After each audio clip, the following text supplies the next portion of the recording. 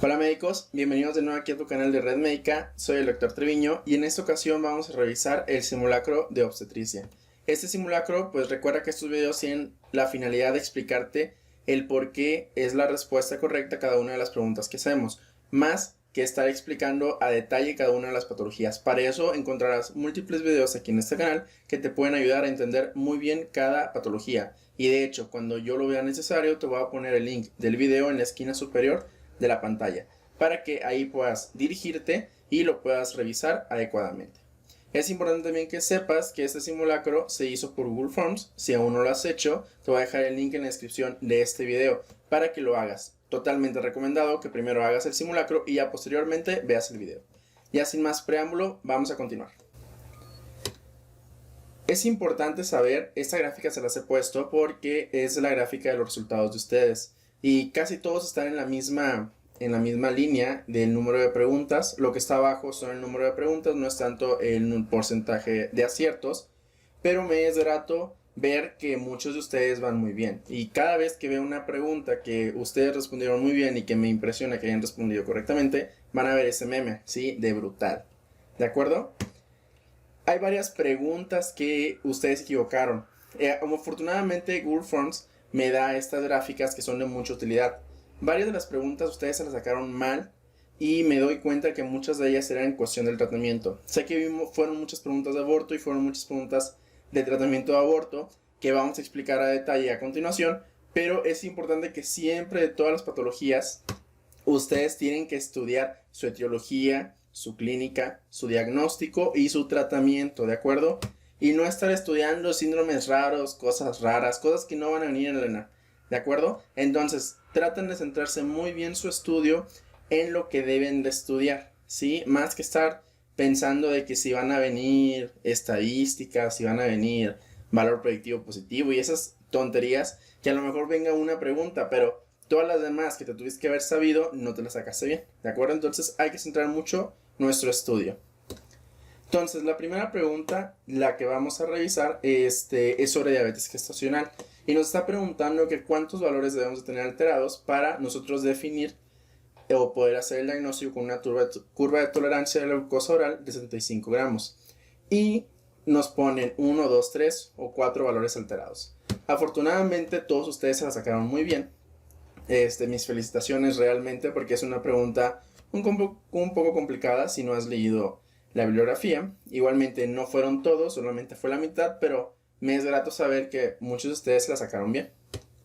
La siguiente pregunta que revisamos fue una paciente primigesta de 8.5 semanas y nos hablan de la hemoglobina glucosilada, ¿sí? O de la hemoglobina 1C. Y que esta está en un porcentaje de 7.5. Además de que tiene una glucosa en ayuno de 145. Y te están pidiendo interpretar el resultado. Recuerda que la guía de práctica clínica es muy clara en esto. Toda paciente menor de 13 semanas de gestación la vamos a considerar como diabetes pregestacional. Y por las cifras que tiene la paciente, claramente es una paciente diabética, ¿de acuerdo? Todo aquello que sea mayor de 13 semanas de gestación o aquella paciente que sea identificada en el segundo o tercer trimestre, vamos a sospechar que es una diabetes gestacional. Entonces, mucho cuidado con esas definiciones para que no te vaya a jugar una mala pasada. Igualmente, muchos de ustedes se la sacaron muy bien. Felicidades a todos. Es diabetes pregestacional por sus semanas de gestación que tiene la paciente. Diabetes gestacional, pues no, que fue la segunda pregunta. Al final de cuentas era una u otra. Y esa no es la respuesta correcta, ¿de acuerdo? Es diabetes por lo que les acabo de comentar. Pasamos al número 3, el caso, y nos dicen, de acuerdo al caso anterior, que estábamos con una paciente con una hemoglobina glucosilada de 7.5 y glucosa en ayuno de 145, que es primigesta de 8.5 semanas y que tiene 19 años. ¿Cuál es el tratamiento que tú le darías? Obviamente, yo sé, todos ustedes dijeron, pues insulina, ¿no? O sea, la paciente necesita insulina porque en una paciente embarazada que no está tomando hipoglucemiantes o antidiabéticos orales como la metformina, pues el tratamiento es insulina, ¿no? Pero, desafortunadamente para todos ustedes, yo sabía que sí, que iban a equivocar, realmente lo sabía. ¿Por qué se equivocaron en esta pregunta? Porque no están interpretando o no le han agarrado el juego al examen. Esta pregunta no voy a decir que es una pregunta que venga, pero es una pregunta muy clásica de las que nos hacen equivocarnos. ¿Hay dos respuestas probables? Sí, porque no está incorrecta el tratamiento con insulina, no lo está, no quiero decirte que estás mal, pero no es la respuesta que está buscando la persona que lo pregunta. Tú tienes que saber, en ese tipo de exámenes te van a preguntar una persona, no es una pregunta extraída del libro y que es robótica y 100% hay una respuesta correcta, sino que es una persona como yo que se dedicó a crear una pregunta como esta con la finalidad de una respuesta, ¿sí? Entonces, si bien tratamiento con insulina es buena, está bien, no es la respuesta correcta porque la paciente debe ser hospitalizada. Entonces, si ya te están poniendo hospitalización, tú ya debes de sospechar que la pregunta va por ahí. Quiero felicitar a esas 8 personas que respondieron correctamente. Muy bien a todos ustedes. Pero así como está aquí con el Joker, tienes que tener mucho cuidado. Hay guías de práctica clínica que son esenciales. Y todas las de ginecología, todas las de obstetricia, las de pediatría, pero pediatría, no neonato, porque neonato son un montón de guías y créeme que nos vas a acabar. Pero pediatría como tal, las tienes que estudiar, sí o sí. Todas las guías que sean de infecto, ya sea infecto adultos, infecto mujeres, infecto viejitos, infecto en general, también las tienes que estudiar. ¿Por qué? Porque si no va a llegar un taxi de la NAN o las guías de práctica clínica y te va a arrollar. Y va a hacer que no pases ese examen. Entonces, mucho cuidado con lo que vienen en las guías. ¿Por qué? Porque al final de cuentas, nos guste o no nos gusten, tienen reglas muy establecidas, criterios. Yo siempre he pensado que a veces leer una guía de 70 hojas pues es abrumador y tal vez en un día tengas que leer varias guías, ¿sí? Porque si leyeras nada más una guía por día pues realmente no acabarías. Pero sí debes de saber que al menos lo que son los algoritmos, las tablas, las gráficas, todo eso te lo tienes que saber de memoria. Porque si no leíste la guía, si no leíste todo el resumen que te dio flojera, al menos apréndete lo que viene en los anexos. ¿Por qué? Porque con eso vas a tener, no es toda la guía, pero es realmente una gran parte de la guía y te va a ayudar mucho a que trates de optimizar tu tiempo. Por ejemplo, esta pregunta viene en los anexos de la guía de diabetes, ¿de acuerdo? Y aquí se los he puesto. La primera pregunta, déjenme poner el cursor, ahí está el punto de láser. La primera pregunta que nos decía sobre la curva de tolerancia a la glucosa oral, pues aquí está, un solo valor alterado nos da el diagnóstico de diabetes mellitus gestacional. Y los criterios de hospitalización. Nuestra paciente tiene una glucosa en ayuno de 140 miligramos sobre decilitro. ¿De acuerdo? Entonces, tenía más de eso. La paciente tenía 145 en ayuno. Y ese es el diagnóstico. Que tal vez digas, pero 145 en ayuno no es mucho, he visto peores. Sí, pero una cosa es lo que tú hagas en tu hospital o lo que se haga en tu hospital. Y otra cosa es lo que viene marcado en la guía de práctica clínica. Porque al final de cuentas en el examen se van a centrar en esto. Así que mucho cuidado con esas cosas, ¿de acuerdo, médicos? Pasamos a la pregunta número 4 y aquí nos hablan de una paciente de 22 años, trigesta, casual, siempre es así, que acude al servicio de urgencias con sangrado transvaginal de 24 horas de evolución, te dan sus signos vitales. A la exploración se identifica un cervix con 1 centímetro de dilatación, membranas amnióticas rotas, dolor a la movilización cervical, salida de líquido amniótico, que no es purulento, y un feto longitudinal y todo lo demás que viene ahí. Y aparte, en los signos vitales están diciendo de todo eso, te destaca que está taquicárdica y que está hiperémica, ¿de acuerdo? Que tiene una temperatura de 38.9. Y ahora te hacen cuál es el diagnóstico más probable que tenga la paciente. Y como yo sé que todos ustedes estaban bien felices porque vieron esto, vieron salida de líquido amniótico no purulento y vieron membranas amnióticas rotas, pues automáticamente piensas y dices, es una ruptura prematura de membranas, ¿no? Pero aquí la clave es que siempre toda paciente embarazada que tenga fiebre y que se encuentre en el tercer trimestre de la gestación, porque usualmente así son los casos, es corioamnionitis, a menos que haya algo muy clave que te esté diciendo que no es, o que la paciente no tenga fiebre. Entonces, una paciente con fiebre embarazada, vas a pensar en corioamnionitis. No puedes estar pensando en otra cosa. ¿Que hay más patologías en la vida real? Sí, pero eso no es la vida real, es tu ENAR, es tu examen y es tu paso a la residencia.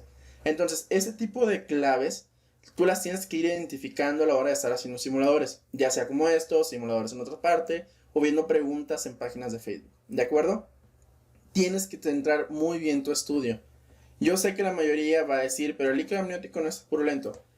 Sí, no está purulento, pero eso no significa que la paciente no tenga coriamnitis, ¿de acuerdo? La paciente tiene fiebre materna, y siempre debes de sospechar en coriamnitis, como lo contestó más del 50%, 51% de ustedes. Entonces yo sé, esta es la cara que nos queda, porque a mí me pasó, yo tenía muchos ese tipo de errores, que con libro en mano querías pelear con preguntas, pero no vas a ganar.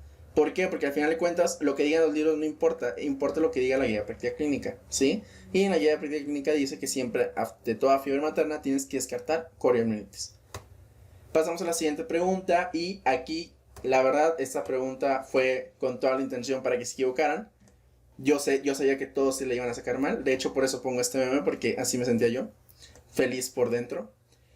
Y nos preguntan el agente etiológico más frecuente. Y aquí el agente etiológico, que solamente el 24% contestó correctamente, fue ureaplasma urealyticum. Es el agente más frecuente.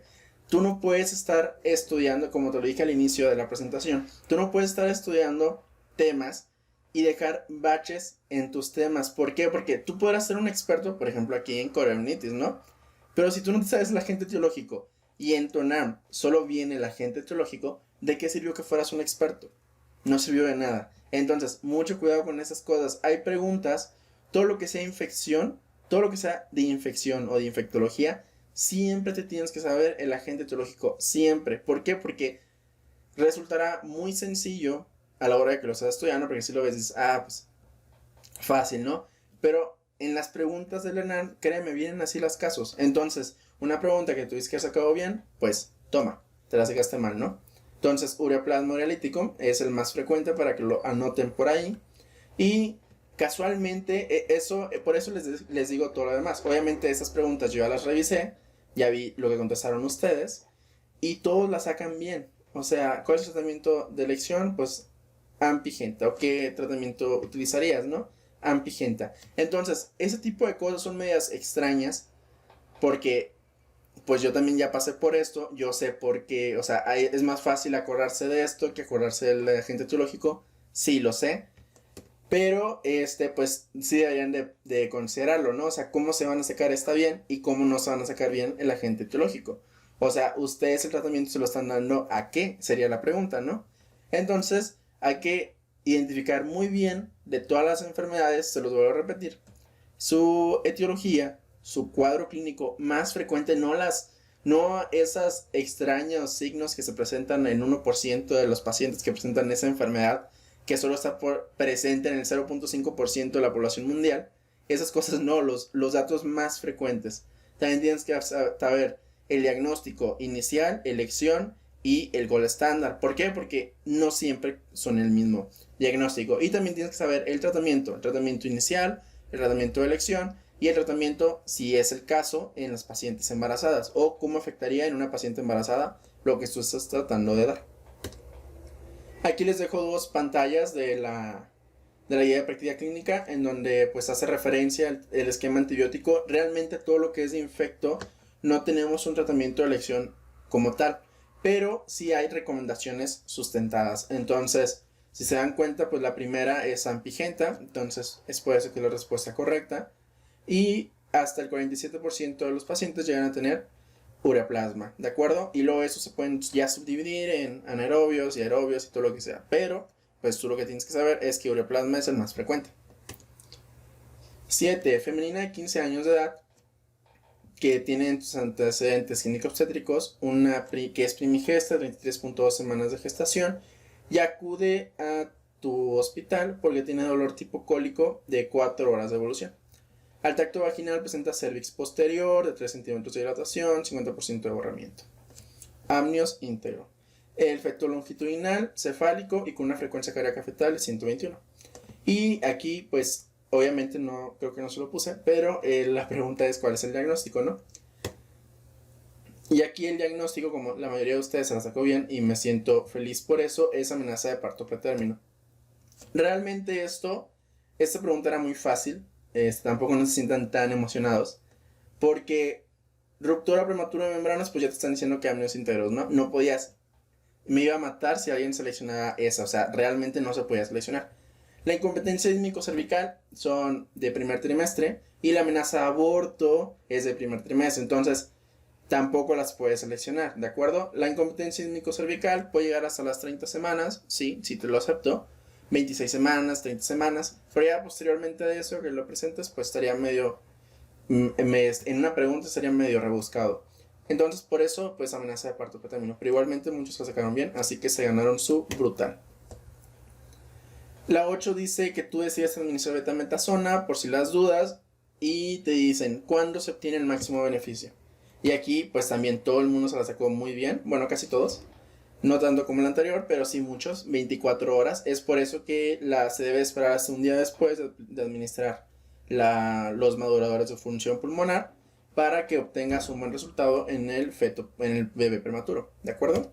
Entonces, mis felicitaciones a todos por esta pregunta. Antes de entrar con las preguntas de aborto, que muchos de ustedes se las sacaron mal, es importante tener bien en claro esos conceptos. Esto es una pantalla de la guía de práctica clínica de México de aborto espontáneo, porque si tú estás en un curso extra, ahí disculpen por el ruido, si estás en un curso extra, te vas a dar cuenta que hay muchas definiciones para aborto. Hay un montón de mureros, ¿sí? Y con libros y de todo. Entonces, muchas de las personas que hacen cursos o de los que tienen cursos, pues tienen su propia bibliografía. Y no sé por qué, si ya todos saben que es de la guía de práctica clínica, la mayoría de la bibliografía la sacan de otros libros. Por ejemplo, en ProduMed, ¿no? Que te hacen preguntas medias rebuscadas y te lo justifican con libros que nunca vas a leer porque estás preparándote para el ENAM y no vas a acabar un libro de 1500 hojas en 5 días que tienes que estudiar pediatría, ¿no? Por decir algo. Entonces, la guía de práctica clínica, de las cosas buenas que trae, es que trae definiciones. Entonces, esas definiciones tú te las tienes que aprender. Y si hay algo que tienes que aprender 100%, son todas las definiciones de aborto. Y las vamos a leer todas, ¿de acuerdo? Si ya te las sabes, puedes adelantarle, pero yo te recomiendo que las escuches. El aborto va a ser la terminación espontánea o provocada de la gestación antes de la semana 20, que se va a contar desde el primer día de la última menstruación normal, primer día, o todo producto menor de 500 gramos, ¿de acuerdo? No hay dudas con eso.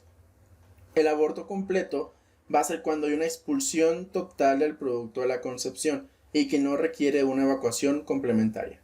¿Cómo vamos a saber que hay una evacuación total de la concepción? Porque en el caso clínico te van a decir que es un ultrasonido en donde se aprecia un útero sin saco gestacional, un útero sin cuerpo, un útero sin nada. Entonces te lo van a recalcar muy bien si quieren que tú pongas eso como respuesta correcta. El aborto diferido va a ser aquel aborto que ocurre o aquella muerte que ocurre del producto de la concepción, pero que no ha sido expulsado de forma espontánea. ¿Qué quiere decir esto? Reflejado en un caso clínico. Va a ser una paciente que acude porque siente que ya no ha crecido su pancita, que ya no ha tenido o ya no se siente embarazada, y te van a decir que se le hace un ultrasonido Doppler en donde hay una frecuencia cardíaca fetal ausente y te van a decir que no hay cambios cervicales. Se hace un ultrasonido en donde se refleja que no hay frecuencia cardíaca fetal. ¿De acuerdo? El aborto diferido tienes que saber que tiene alto riesgo de convertirse en aborto séptico y alto riesgo de desarrollar coagulación intravascular diseminada también. Entonces, ese tipo de cosas, obviamente el aborto diferido, como no hay cambios cervicales, lo primero que se le debe de hacer es cambios cervicales para que haya la expulsión del producto. ¿De acuerdo? Siguiente definición, aborto en evolución. Y aquí es donde ya se empieza a complicar la cosa. El aborto en evolución va a ser la presencia de una hemorragia genital persistente con actividad uterina reconocible y que hay modificaciones cervicales. Hablamos de borramiento y de dilatación. El aborto incompleto es cuando hay una parte del producto que ha sido expulsado, pero no ha sido todo el producto expulsado.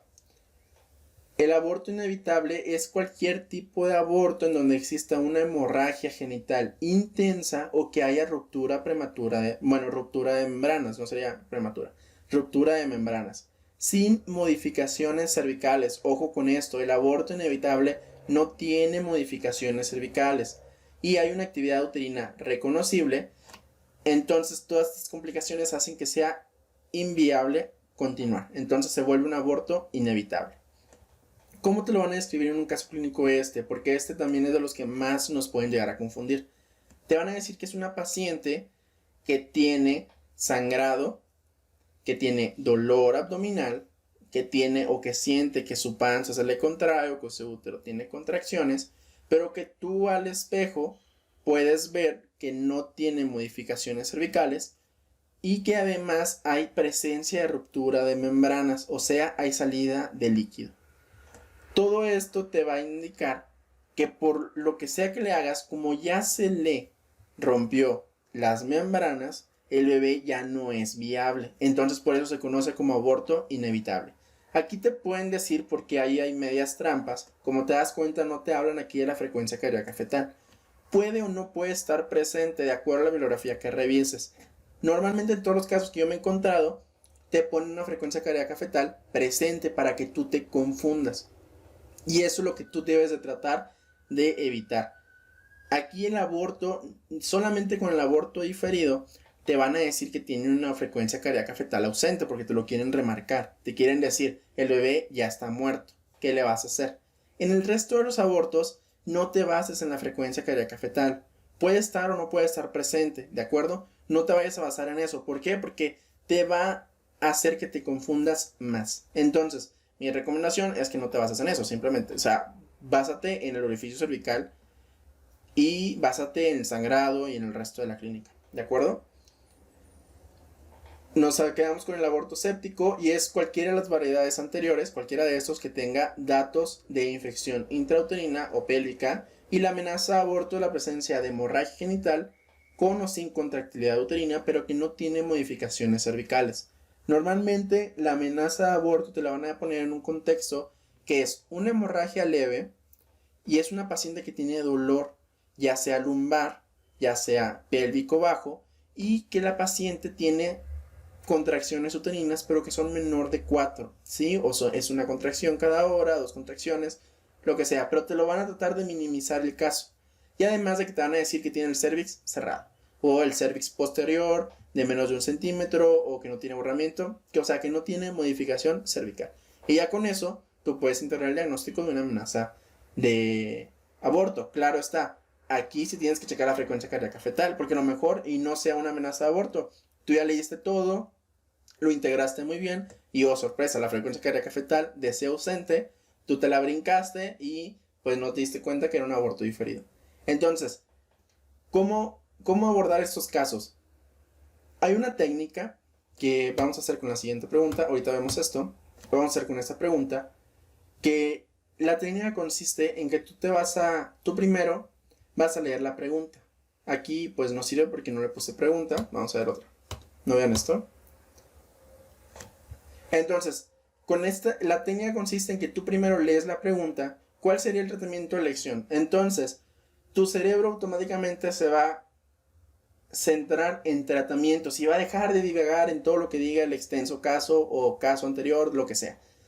Así centras tu atención en que yo estoy buscando los tratamientos. Después, lo que vas a hacer es leer las respuestas y ya te vas a dar una idea de qué es lo que tratan de preguntar.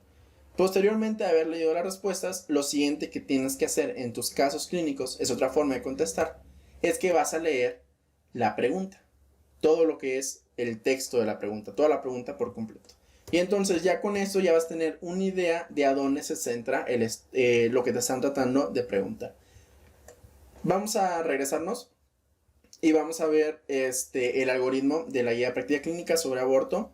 Es importante reconocer nada más ciertos detalles. Hago mucho énfasis en eso porque si algo va a venir en tu examen va a ser aborto de cualquier tipo o hemorragias del primer trimestre. Entonces, siempre tienes que tener estos datos muy, muy bien establecidos.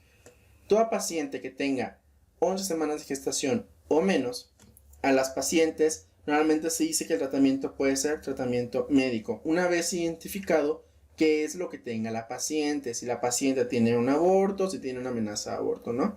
Se le hace el ultrasonido y si tiene un aborto completo o incompleto, lo que sea, pues ya se hace la aspiración manual intrauterina o el grado uterino instrumentado, que vamos a ver más adelante ciertas cosas importantes. Si no es el caso, si tiene un aborto retenido o un aborto incompleto, hay que valorar si hay tratamiento médico, que sería suficiente, o un tratamiento quirúrgico. Ya si tiene un aborto completo, en estos casos, pues el manejo ya es expectante. Si tiene más de 12 semanas de gestación, entonces nuevamente aquí a toda paciente que sea mayor de 12 semanas de gestación, siempre tienes que hacerle inducto-conducción. O sea, siempre tienes que propiciar o adecuar el cervix para poder hacer el egrado o hacer el ameo, que es lo que sea que vayas a querer hacer. Siempre. Y esto se realiza con misoprostol.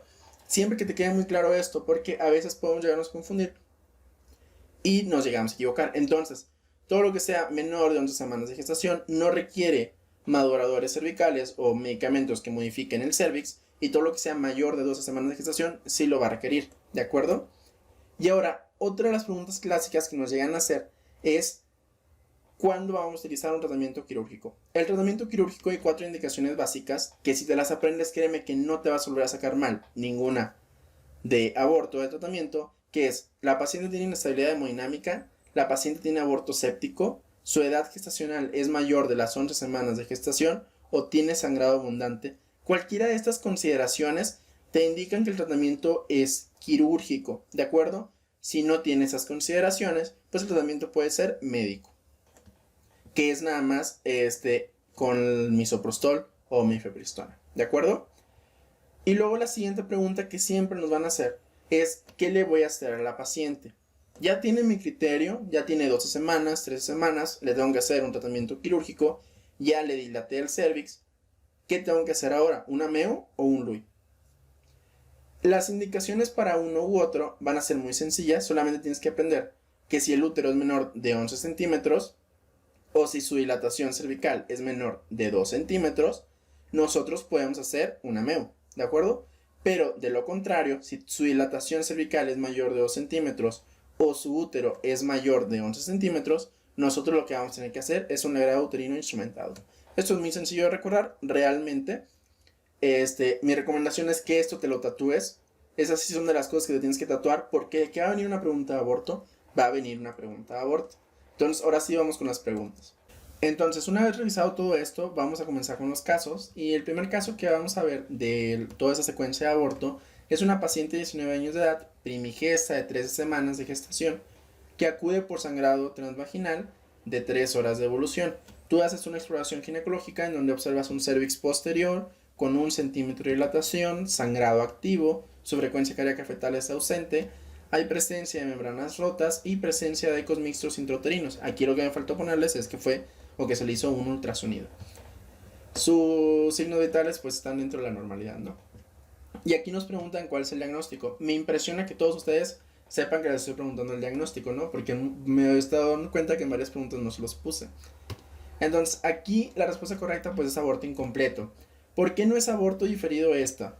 Porque la paciente, si bien te están diciendo que tiene una frecuencia cardíaca fetal ausente, hay sangrado, hay modificación cervical, hay presencia de membranas rotas. Entonces, no es un aborto, no es un aborto diferido, porque no hay... El aborto, para que sea un aborto diferido, tiene que haber ausencia de modificaciones cervicales, como lo vimos al inicio. Además, la presencia de los ecos mixtos intrauterinos se van a asociar a dos condiciones: a embarazos muy tempranos, menores de 8 semanas de gestación, en donde el saco gestacional aún no está bien estructurado y todo eso es muy raro, o en el aborto incompleto, que son los restos que salieron, o que más bien que quedaron de la expulsión de partes fetales. Entonces, es por eso que este es un aborto incompleto, ¿sí? Y luego en el siguiente caso, ahí está Pikachu asombrado de que le pusieran... Está asombrado porque le pusieron amenaza de aborto. Otra vez, toda ruptura prematura, todas las membranas rotas hace que la persona, que la paciente deje de tener una amenaza de aborto, no puede tenerlo, ¿sí? Y el aborto séptico, pues no hay datos que nos digan que la paciente tiene infección, entonces por ahí tampoco iba. El caso número 10 nos hablan de cuál es el tratamiento que le vamos a dar a la paciente, y aquí todos se fueron con la finta de que, ¿qué le voy a poner? ¿Le voy a poner un ameo o le voy a poner un LUI? ¿Sí? Y aquí, recuerden, la paciente tiene 13 semanas, entonces, toda paciente que tenga más de 13 semanas de gestación, lo que se le debe de hacer es primero modificación cervical, ¿de acuerdo?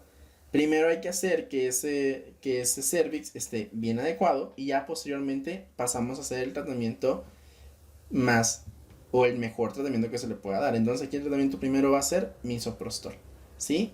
Aquí puede haber una duda, y eso sí les recomendaría que lo buscaran para que ustedes tuvieran muy bien definido que eso lo va a hacer, porque me acaba de surgir al estar contestando esta pregunta.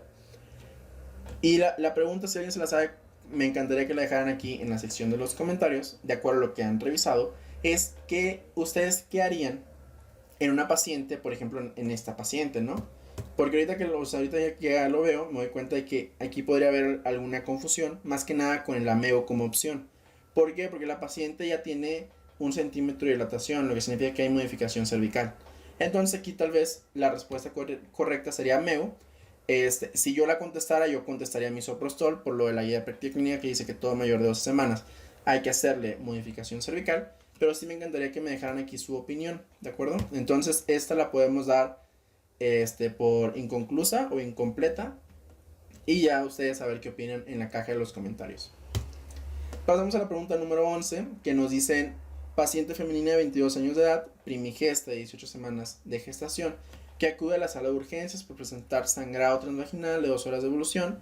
Tú le haces una exploración vaginal y demuestra cervix anterior, 4 centímetros de dilatación, 50% de borramiento. Su apnea está íntegro.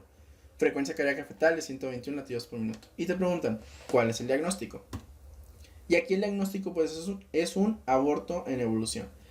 Me sorprende, la verdad, muchos de ustedes se la sacaron bien. Es una pregunta que puede marearte, pero se la sacaron muy bien. Recuerden, si hay actividad uterina, si hay sangrado intenso o si ya te están diciendo que hay modificación cervical, que es claro que la hay porque el cervix ya se cambió de postura, ya no es posterior, ahora es anterior, y ya está 4 centímetros de dilatación, incluso te mencionan el borramiento.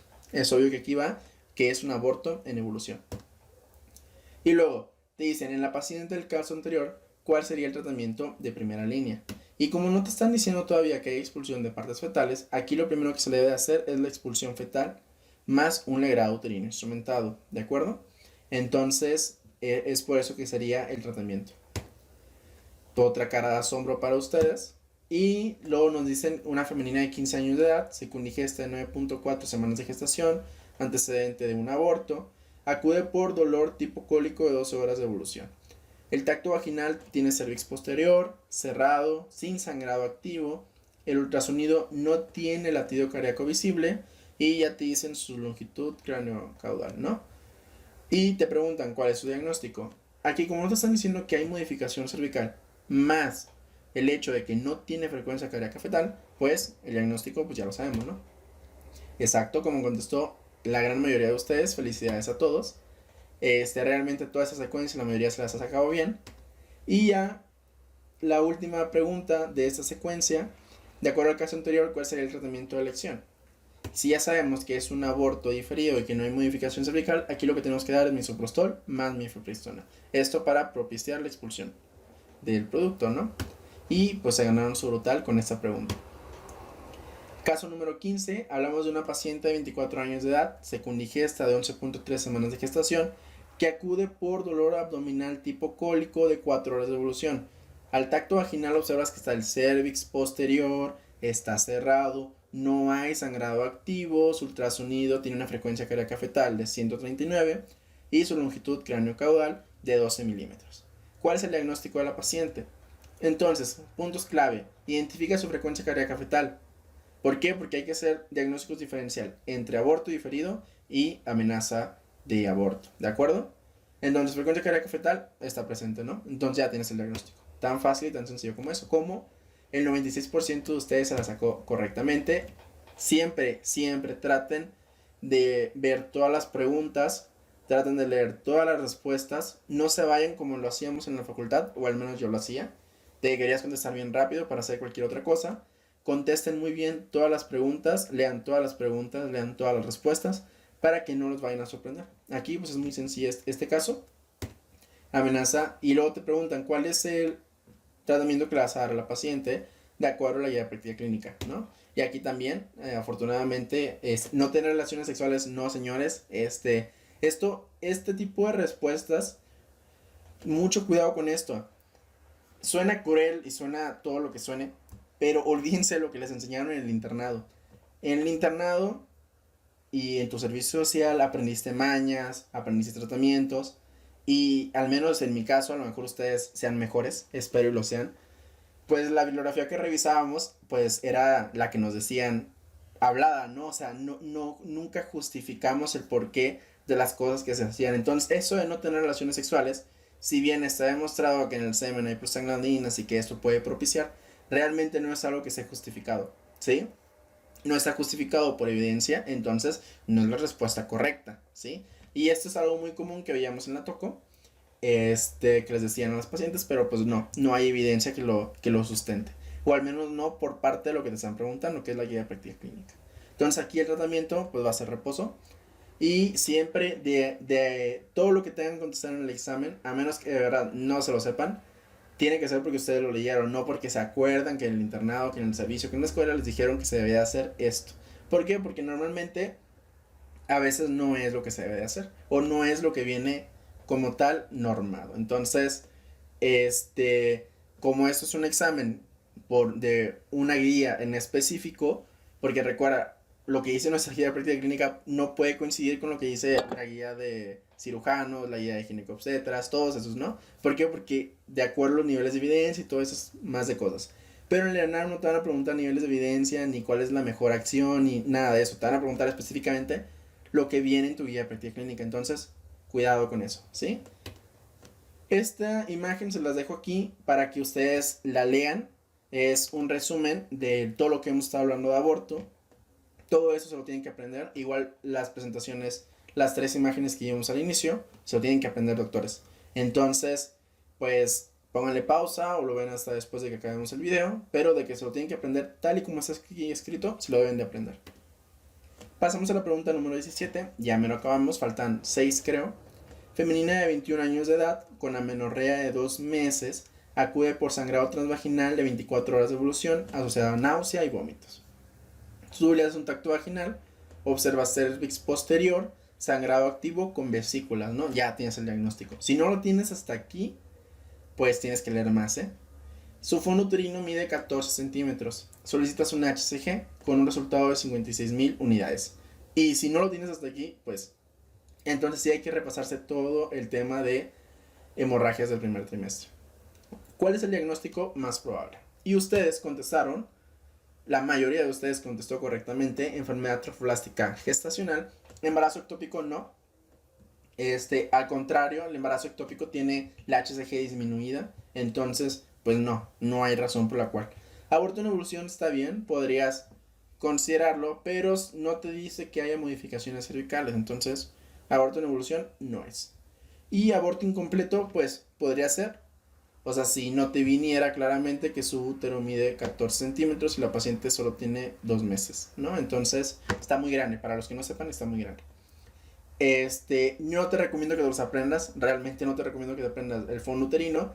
Porque te van a decir una pregunta de enfermedad trofoblástica gestacional, que es para lo único que te va a servir el fondo uterino en el ENAR.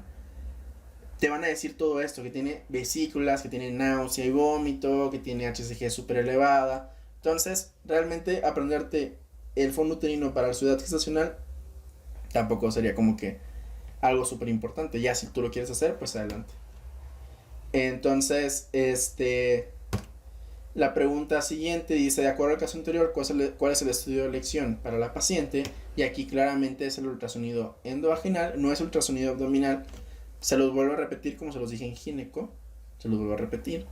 Toda pregunta que sea relacionada con mujer o con embarazo, normalmente el ultrasonido es endovaginal. Y eso va a ser más fácil para que tengas tu estudio. Muy pocas otras enfermedades de ginecología y obstetricia van a requerir un ultrasonido abdominal. Pero la mayoría, si no la sabes, pon un ultrasonido endovaginal. Muy probablemente esa sea la respuesta correcta. La 19 también, esa es una pregunta que no se tuvieron que haber equivocado, y se equivocó la mitad. Es una pregunta de facultad, aquí como el gatito. O sea, la guía de práctica clínica te dice que ante toda enfermedad trofoblástica gestacional es AMEO. ¿Y por qué lo pusiste Luis? Pues no sé, ¿no? Yo solamente le puse Luis. Pero Es una pregunta clásica, pero clásica, de enfermedad trofolásica gestacional. Tratamiento de elección va a ser el ameo. Y ya las demás, pues no. Femenina de 30 años de edad, nuligesta, dice que se cuida con condón. Hubiera sido más padre que lo hubiera puesto aquí, que el marido la cuida. Acude a urgencias con dolor abdominal en fosa ilíaca derecha de 10 horas de evolución y hace exploración física. Encuentras un abdomen blando, depresible, rebote positivo, ultrasonido pélvico que demuestra líquido libre en fondo de saco posterior. HCG pendiente. ¿Cuál de los siguientes sería el diagnóstico menos probable? Y aquí, me sorprende, no sé si no leyeron bien la pregunta, muy probablemente, pero le están preguntando el menos probable. No les están diciendo cuál es el más probable, porque hasta el 40% de ustedes puso que era un embarazo ectópico. Pues no, en la fosa ilíaca derecha el dolor abdominal en una mujer que está cuidándose con condón, o sea, esto interprétenlo como que la paciente no se está cuidando, ¿de acuerdo? Quiere decir que tiene riesgo de un embarazo ectópico, ¿no? Entonces, aquí es importante saber muy bien diferenciar la patología ginecológica, obstétrica y la patología abdominal quirúrgica. ¿Por qué? Porque como contestó la mayoría, afortunadamente fue la mayoría, lo menos probable por la semiología y la clínica que tiene la paciente va a ser una cole, ¿sí? No hay como que algo que nos diga que es una cole. Entonces, si bien la colecistitis aguda te puede dar un dolor en otra parte, no es lo clásico y en la ENARM te van a preguntar lo clásico. Entonces, el quisto de ovario sí puede ser, el embarazo ectópico sí puede ser y la apendicitis pues claro que puede ser, o sea, eso no hay como que justificación, ¿de acuerdo? Esto tal vez es un poco sobrepasado, de hecho la mayoría de ustedes se las ha sacado todas bien, pero mucho ojo con esto, ¿sí? Mucho ojo con este tipo de preguntas porque pueden llegar a venir en tu examen. 21. Te dicen de laboratorio que sus niveles de HCG son de 1200. Entonces te preguntan, esa es una pregunta que me causó mucha confusión a la hora de ver sus resultados. Te preguntan el gol estándar, ¿no? La mayoría de ustedes contesta ultrasonido transvaginal. Yo les puse que era la laparoscopía, como la mayoría de ustedes me respalda, afortunadamente. Me puse la tarea de buscar cuál es el gol estándar y realmente la bibliografía se contradice. Hay estudios de México de revisiones bibliográficas en donde refieren que el ultrasonido endovaginal, por su sensibilidad y especificidad, es el gol estándar o el estándar de oro para hacer el diagnóstico de embarazo ectópico.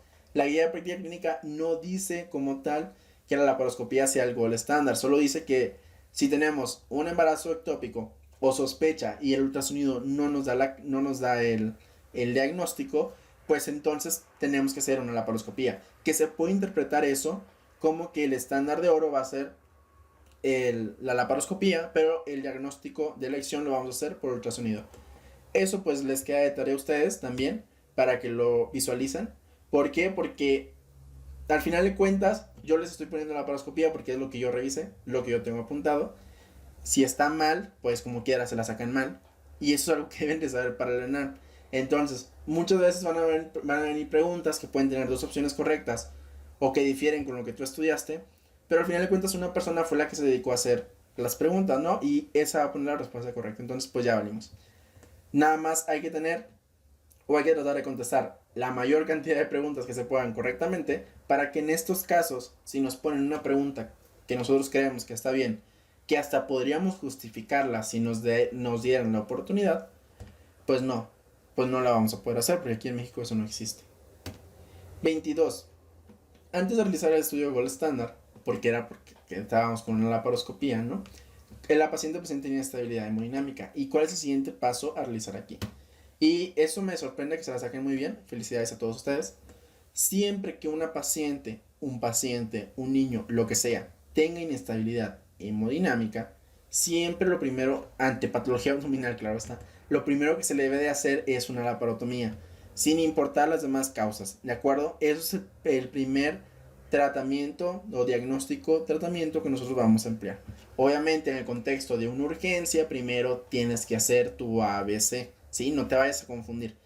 Pero si la opción de laparoscopía versus laparotomía existe, vete con esto, si la paciente tiene inestabilidad hemodinámica. Y ya con eso te vas a servir para poder hacer un buen tratamiento, ¿no?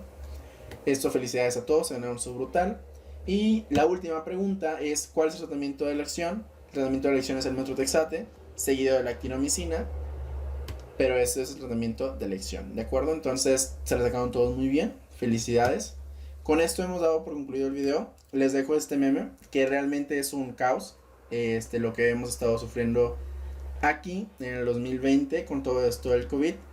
No sé si van a cancelar el examen. Se mira muy drástico que vayan a juntar a todos en unas mismas salas para que se contagien de COVID y lleguen a la residencia infectados. Yo espero que sí haya residentes para poder tener R1, porque sería drástico seguir siendo R1 el siguiente año. Entonces, pues no me queda más que decirles que sigan estudiando, échenle ganas. Con esto hemos dado por concluido el video. Espero te haya gustado, que hayas entendido el porqué de las preguntas y, por supuesto, si hay alguna duda, alguna sugerencia o estás en contra con alguna de las especificaciones que di, con todo gusto lo puedes dejar en la sección de los comentarios. Aquí estamos todos para aprender. Soy el Dr. Treviño y nos vemos hasta el siguiente video. Chao, chao.